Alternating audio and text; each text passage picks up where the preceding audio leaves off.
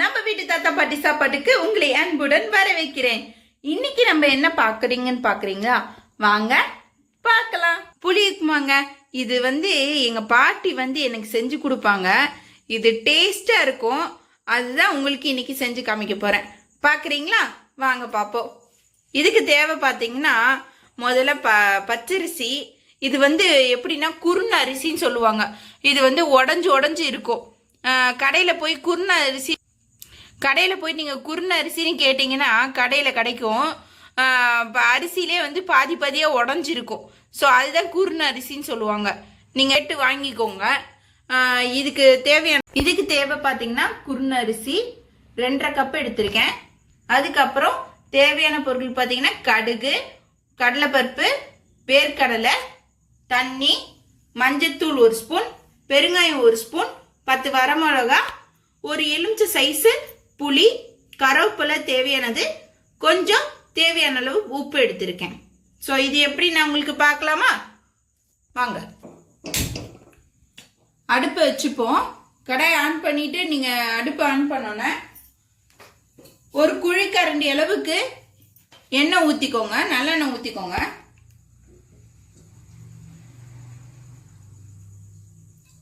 ஒரு குழிக்கரண்டி அளவு நல்லெண்ணெய் நான் ஊற்றிருக்கேன்.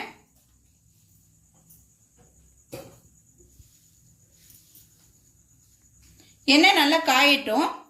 காய்ச்சானா இந்த மெயினாக இது காயணும். அதுக்குள்ளேயே நம்ம என்ன பண்ணிக்கலாம், இந்த சைடில் நம்ம புளியை நம்ம எடுத்து கரைச்சிக்கலாம். ஏன்னா புளியை கரைச்சி நம்ம எடுத்து வச்சுக்கணும். ஸோ கரைச்சி எடுத்து வச்சுக்கலாம்.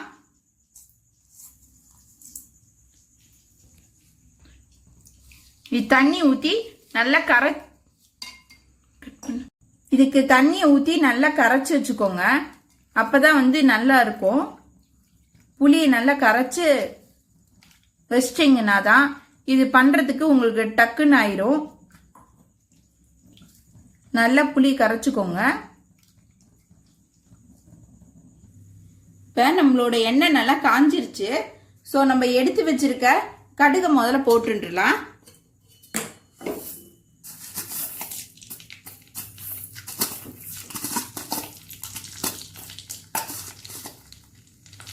கடுகு நல்லா பொரிஞ்சு வரட்டும்.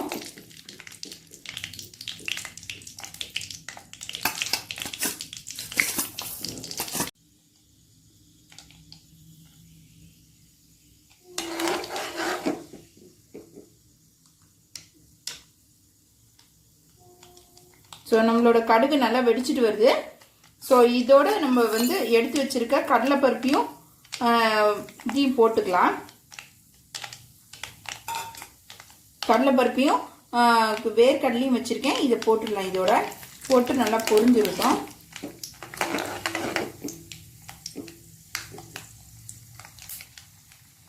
இதோட இப்போ நம்ம எடுத்து வச்சிருக்க பெருங்காயத்தை போட்டுக்கிறேன். இதில் நல்லா பொரியணும்.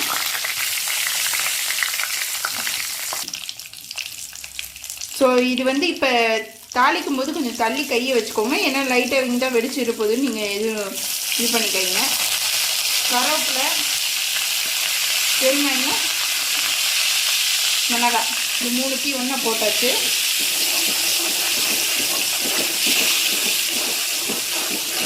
நல்லா தாளிச்சாச்சு. தாளிச்சோன்னே இப்போ என்ன பண்ணுறீங்க, எடுத்து வச்சிருக்க புளியை நம்ம அப்படியே ஊற்றிக்கணும்.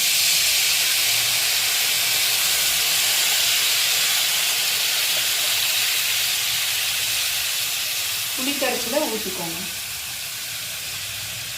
ஒரு கொதி வரட்டும்.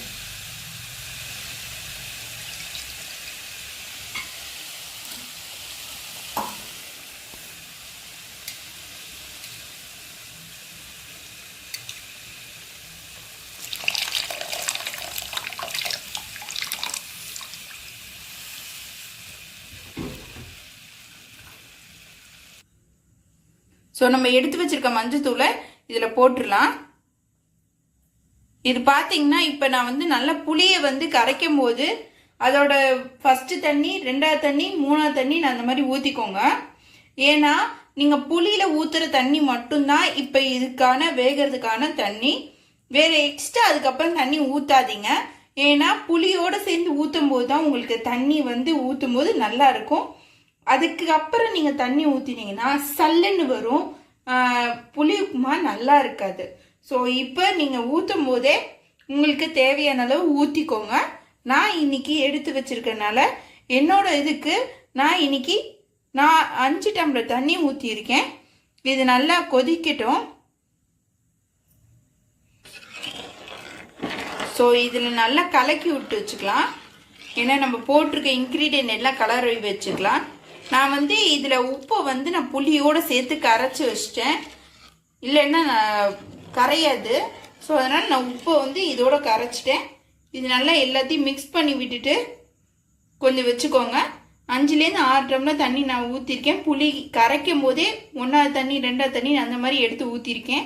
ஸோ நீங்களும் அது மாதிரி வந்து புளி திக்னஸை வந்து அதுக்கேற்ற மாதிரி நீங்கள் ஊற்றிக்கோங்க, சரிங்களா?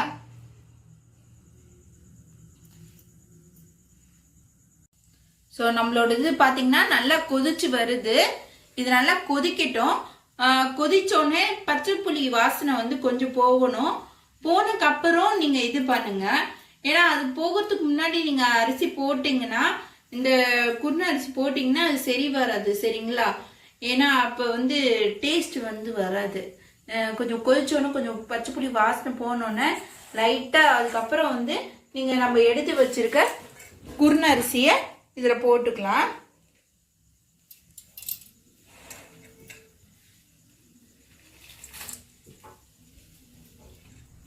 ஸோ இதில் வந்து நம்ம இதை போட்டுக்கலாம். அரிசி இது நல்லா கொதிக்க ஆரம்பிச்சிருச்சு. இப்போ போட்டுறேன்.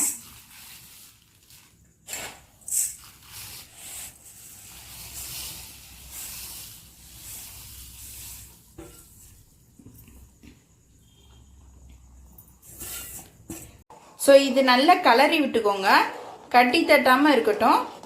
நல்லா கலரி விட்டுட்டிங்கன்னா இது நல்லா கலரிட்டு ஒரு கொதி வரட்டும். இப்போ நான் இன்னைக்கு வந்து இது பால்னியில் பண்ணியிருக்கேன். இதை வந்து நீங்கள் இன்கேஸ் குக்கர் யூஸ் பண்ணி பண்ணுறீங்கன்னா நீங்கள் கலரி விட்டுக்கோங்க, கட்டி தட்டாமல். இப்போ பார்த்தீங்கன்னா இது வந்து சில பேர் வந்து உங்களுக்குலாம் டக்குன்னு இது பால்னிலாம் பண்ண பிடிக்கிறது தெரியாதுன்னா நீங்கள் இதை வந்து அப்படியே வந்து குக்கரில் வச்சு மூடிட்டு ஒரு 2 விசில் விட்டிங்கன்னா நல்லா வெந்து வந்துடும். 2லேருந்து 3 விசில் விட்டுருங்க. நல்லா வேகணும்னா 3 விசில் விடுங்க. இல்லை அரை குறையாக வேகணும்னு நினச்சிங்கன்னா 2 விசிலில் வச்சுக்கோங்க. ஏன்னா உதிராக வர்றதுக்கு சில பேருக்கு ரொம்ப உதிராக வேணும்னா 2 விசில் வச்சுக்கோங்க. இல்லை உங்களுக்கு நல்லா குழஞ்சிருந்தா கொஞ்சம் இன்னும் கொஞ்சம் சாப்பிட்ற மாதிரி வேணும்னா 3 விசில் விட்டுக்கோங்க. ஸோ இது வந்து நல்லா நம்மளோடது வெந்துட்டு வருது. இப்போ வந்து இதில் அடி பிடிக்காமல் லைட்டாக அப்படியே கலரி விட்டுக்கோங்க. ஏன்னா இப்போ தான் இந்த டைமில் வந்து கொஞ்சம் கெட்டியாக ஆரம்பிச்சிருக்கு. நல்லா கிளறிக்கோங்க. ஸோ நம்மளோடது வெந்துட்டுருக்கு. பார்த்தீங்கன்னா தெரியும் நம்மளோட அரிசி வந்து நல்லா வெந்து அப்படியே வருது, பார்த்தீங்களா குருணைலாம். ஸோ இது அரிசி குருணை. நான் இன்னைக்கு எடுத்துருக்கிறது பச்சரிசியில் இந்த குருணை, சரிங்களா? இந்த மாதிரி நீங்கள் கடையில் போய் கேட்டிங்கன்னா பச்சரிசி குருணைன்னு கேட்டால் கிடைக்கும். அப்படி சப்போஸ் உங்களுக்கு பச்சரிசி குருணை கிடைக்கலனா வீட்டில் பச்சரிசி இருந்துச்சுன்னா அதை மிக்சியில் ஒரே ஒரு அடி அடிச்சிங்கன்னா 2ஆக வந்துடும். அதை வச்சு கூட நீங்கள் பண்ணிக்கலாம். ஸோ நீங்கள் அது உங்களுக்கு எது உங்களுக்கு கிடைக்குதோ அந்த மாதிரி நீங்கள் செய்யுங்க.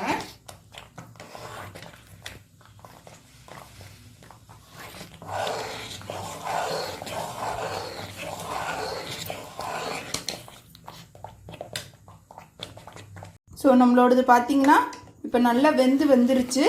இப்போ பாருங்கள், கலக்கிறேன் பாருங்கள், ஒட்டவே இல்லை, ஒட்டாமல் அப்படியே வந்திருக்கு பாருங்கள். இது நல்லா வெந்துருச்சு இப்போ.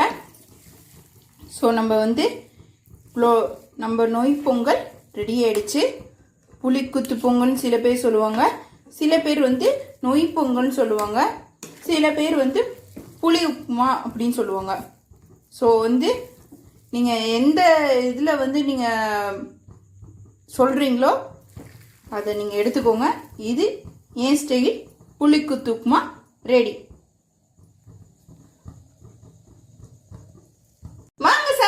நம்மளோட புளிக்கூத்து உப்புமா ரெடி ஆயிடுச்சு. சோ நம்ம வீட்டு தாத்தா பாட்டி சாப்பாடு மறக்காம சப்ஸ்கிரைப் பண்ணுங்க, லைக் பண்ணுங்க, ஷேர் பண்ணுங்க அண்ட் கமெண்ட் செக்ஷன்ல கமெண்ட் பண்ணுங்க. வேற ஏதாவது ரெசிபி வேணும்னா இதே மாதிரி நீங்க கமெண்ட் செக்ஷன்ல கமெண்ட் பண்ணீங்கன்னா நான் உங்களுக்கு நெக்ஸ்ட் ரெசிபில சந்திக்கிறேன். So by.